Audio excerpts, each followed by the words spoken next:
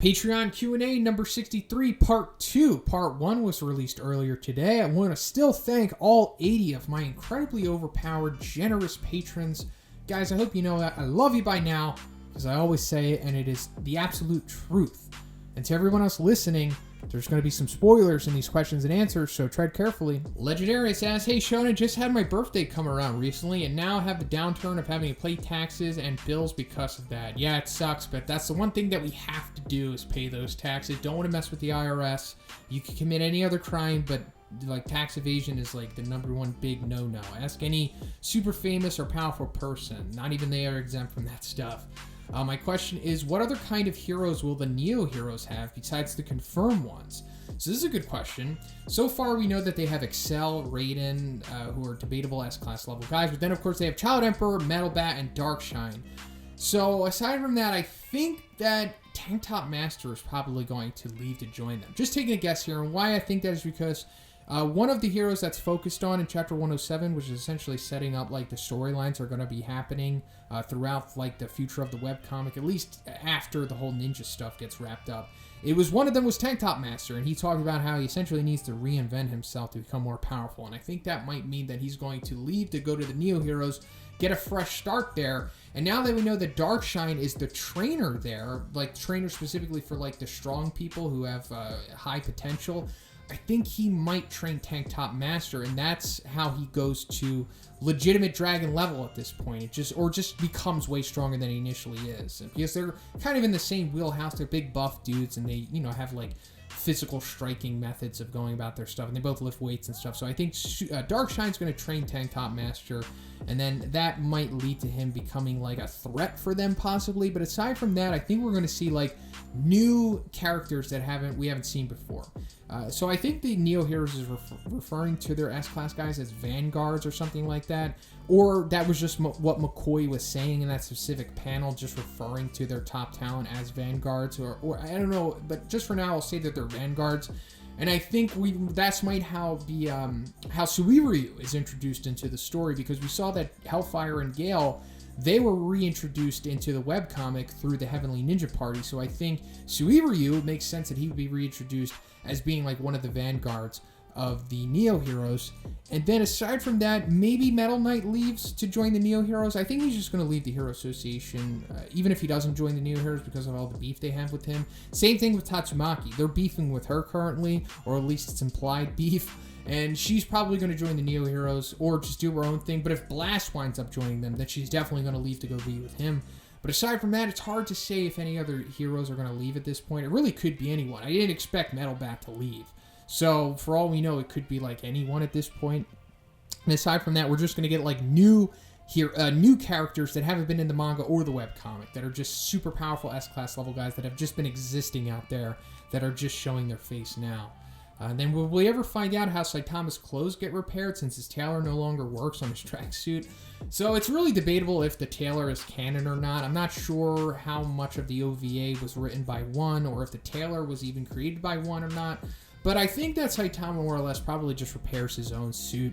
Given how frugal he is with everything, I think he takes into consideration that, it's cheaper to just repair his own stuff. Or he just gets Genos to do it for him. Steven asks, Adi, it occurred to me that flowing water rock smashing fists will go extinct if Garo or Sharanko don't inherit the dojo. Then I realized a possible direction one could take with Garo, make him a teacher.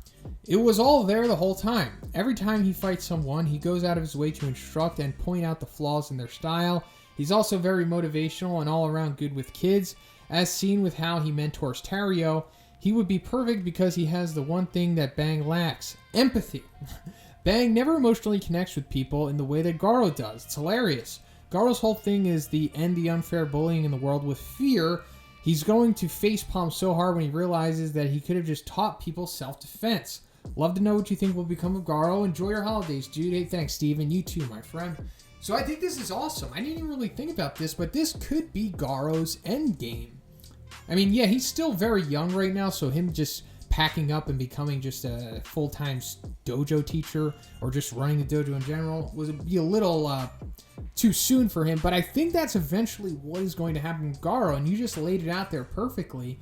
He does like pointing out the flaws, and encouraging others and, trying to end bullying. And that's the whole thing about martial arts, or that's how they market it a lot, is that if you don't want your kids to be bullied, teach them martial arts and self-discipline and self-defense and all that stuff. And it is true to an extent. Sometimes it unfortunately creates bullies as well, but I think that might be what happens with Garo.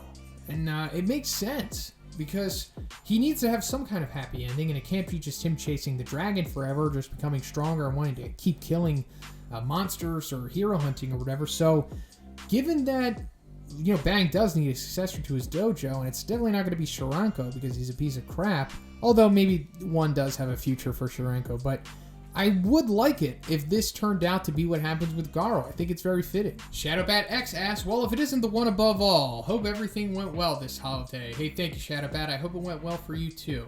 Shonen Sensei, I wanted to say thank you for giving us disciples your best stuffing on the day before Thanksgiving. Gotta say, if we're getting something like this the day before a holiday, can't wait to see what we'll get on Christmas. Maybe something talking about that vid in a different context, hint, hint. Because I'm curious. Truly am.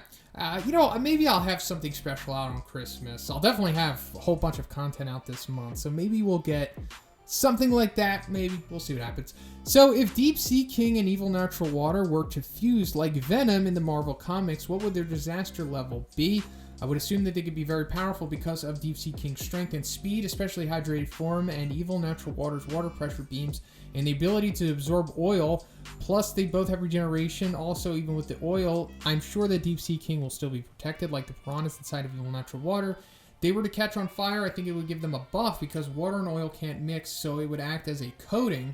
Evil Natural Water can easily get rid of it or use them as beams, and Deep Sea King can use it to increase his attack damage. What do you think? So I think this is an awesome scenario here.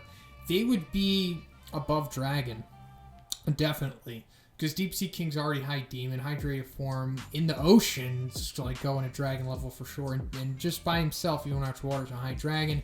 Combine them together, they're up there with like released Boros, at least in overall power. Their speed wouldn't reach him. Durability is debatable, but their power, it would be pretty comparable. That would be awesome. I'd love if somebody were to draw this, like the Deep Sea King coated in Evil Natural Water. That would be incredible. And then he has all of the beams, the jet water jets that he could do with that too, and then all of the support that Evil Natural Water is going to give him. Man, that would be incredible. But as for the oil, I think you're spot on with that, and I'm going to talk about that in another question. But man, this is a really cool scenario. I never really thought about something like that. That would be cool if they did something like this in the actual story. Like, I don't know, somehow one of the sea folk survived, and then they just combined with Evil Natural Water. Last question. Everyone's favorite character, Garo, is here. So my question is, how strong is Garo after the battle with Saitama? I'm kind of confused when he said that the monster ability was leaving him. Does he mean that technique he learned on the fly is gone, or all of those Zenkai boosts earned his gone since he has half human and half monster? When it happened, I would assume that he can continue to grow since his limiter is broken, or mostly that he could have to regain that strength as a human only. Please help me since you're his stan after all, and of course, the one above all. Anyways, I upgraded my pledge not because of that video, if you're wondering, but because I did it for fun. Hopefully, it's enough to get a nice present or meal since it's December now. Take care, my friend. Also, congrats on 40,000 subs. When I first saw you, you only had 22.5. I always knew you could do it. The real question here is, should I subscribe to you or look the other way? Hey, Shadowbat, are you not subscribed to me? You better subscribe. No, I'm just kidding. You can do whatever you want. But yeah, definitely subscribe and don't look the other way. But thank you for the kind words, Shadowbat. I really appreciate it, and your upgrade in pledge. So it's difficult to say if the power has left Garo or what's going on with him because it's never explained. Now, I hope that this is explained in the manga, and I think it will be. I think we're going to get a nice exposition dump, hopefully afterwards, from somebody in the know. I don't know if it could be Dr. Genus because he's not aware of what happened, and Zombie Man can only give him so much context. But it is battle manga after all. But I think that he definitely can't use the Calamity Fist because that's something that only Awakened Garo is capable of doing. But as for his limiter, that's also hasn't been confirmed to be broken yet. Like the only info that we got on it is that it seems to be breaking, and then we could just assume that him becoming Awakened Garo is the limiter breaking. So did the limiter cap get put back on him? Not sure. I mean, in theory, you would assume that if the limiter is broken, it's broken forever, but maybe in this case, it's not. He's definitely not a monster anymore. He's not even a half monster anymore. So whatever supernatural ability that consumed him, that led to all of that pseudo-monstrification stuff, is just gone now. He's definitely not as powerful as he was. So, man, we haven't even really seen any feats of power from him either, because even the beating that Bang gave him was a restricted one. So, I assume that he's got to be as strong as he was before the monstrification happened. So, like, when he's fighting Genos. So, which is pretty strong, you know, high demon around there. But considering all of the Zenkai boosts, I don't think they went away. So, he's probably as strong as a high dragon still. Just taking a guess, of course. It's really difficult to answer this because we just don't know enough.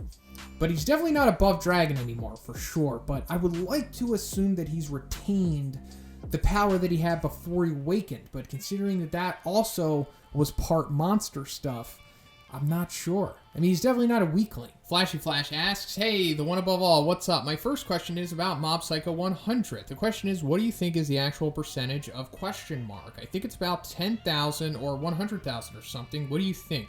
So I haven't finished Mob Psycho yet. I'm only about at the end of Season 2.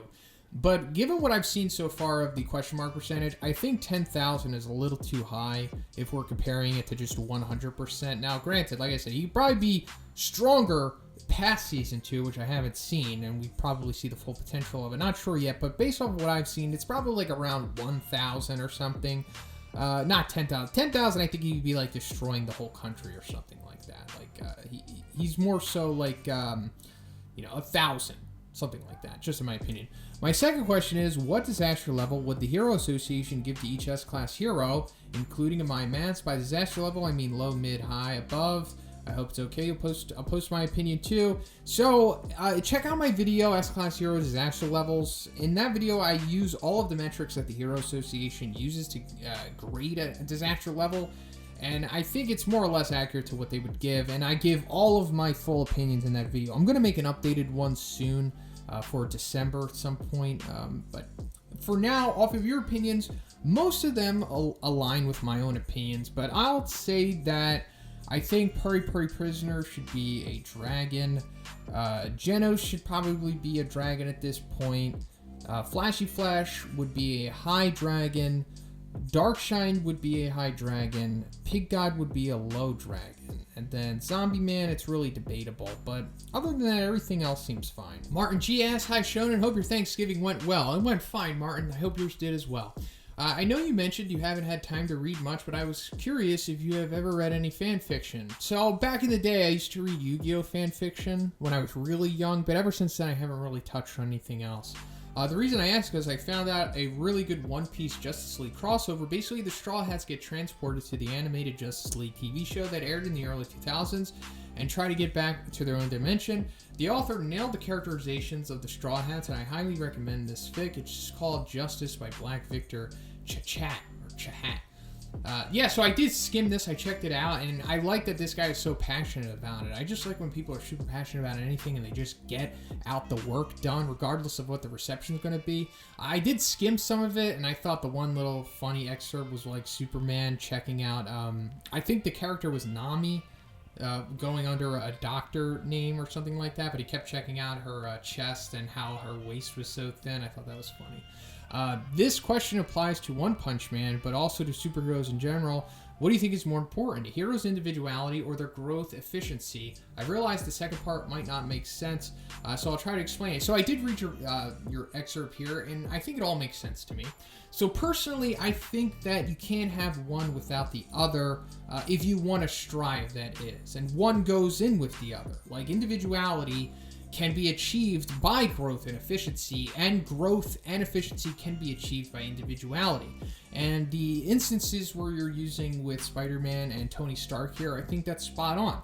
And that's also a whole thing that makes that storyline balanced, because on the surface you're thinking, oh, Spider-Man's already ultra powerful, he's just going to be completely broken if he has an iron suit to him. But no, it kind of takes away from one of his aspects. But with Genos, he relies on that support stuff from other people.